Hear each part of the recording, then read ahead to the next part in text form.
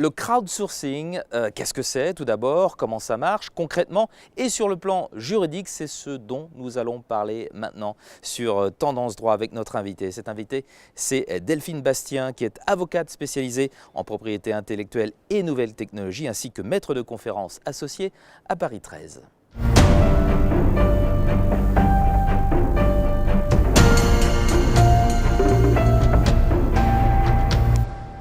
Maître Delphine Bastien, bonjour. Bonjour. Alors on commence par le commencement. Qu'est-ce que le crowdsourcing?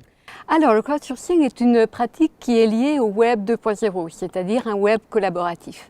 Le crowdsourcing, c'est quoi? C'est en fait donner la parole à une foule d'internautes et ces internautes vont contribuer à enrichir, créer un contenu, participer à un débat, donner leur point de vue.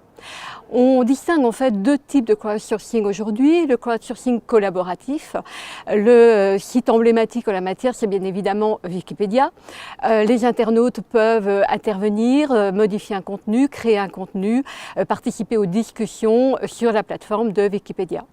Et puis on a une autre forme de crowdsourcing qui est un crowdsourcing plutôt commercial, où là l'entreprise va faire un appel à contribution auprès des internautes dans le cadre d'un jeu concours, et c'est une plateforme de crowdsourcing qui va organiser ce jeu concours.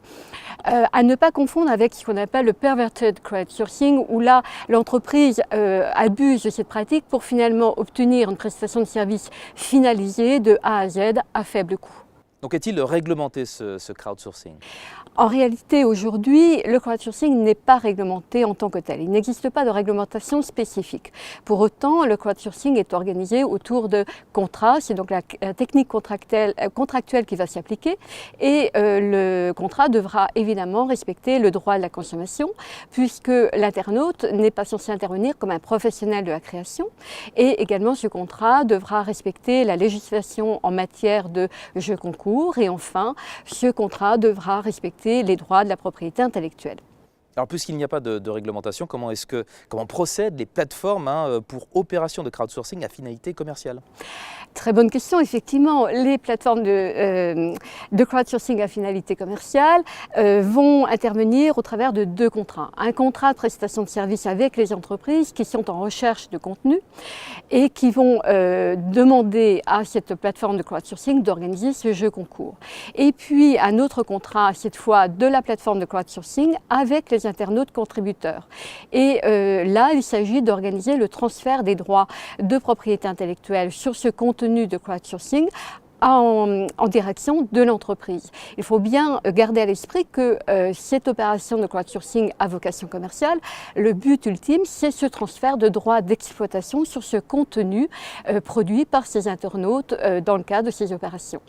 Et la plateforme de crowdsourcing va intervenir uniquement comme simple intermédiaire. Et quelle forme prend ce transfert de droits de propriété intellectuelle? Alors il y aura deux formes, soit c'est un contrat direct de l'internaute vers l'entreprise, donc un transfert direct des droits d'exploitation. Et là, la plateforme de crowdsourcing intervient parfois comme simple mandataire, c'est-à-dire que la plateforme agit au nom et pour le compte de l'entreprise uniquement. Autre technique contractuelle, c'est deux contrats successifs, une chaîne de contrats. Donc là, l'internaute cède ses droits à la plateforme de crowdsourcing et cette plateforme recède les mêmes droits à l'entreprise. Là, évidemment, la plateforme de crowdsourcing a un rôle beaucoup plus actif et engage beaucoup plus sa responsabilité. Delphine Bastien, merci beaucoup pour toutes ces explications. Je rappelle que vous êtes avocate spécialisée en propriété intellectuelle et nouvelles technologies, ainsi que maître de conférences associée à Paris 13. Et puis, je rappelle à nos internautes que pour plus de détails sur le crowdsourcing, ils peuvent se rendre sur le site internet de Tendance Droit.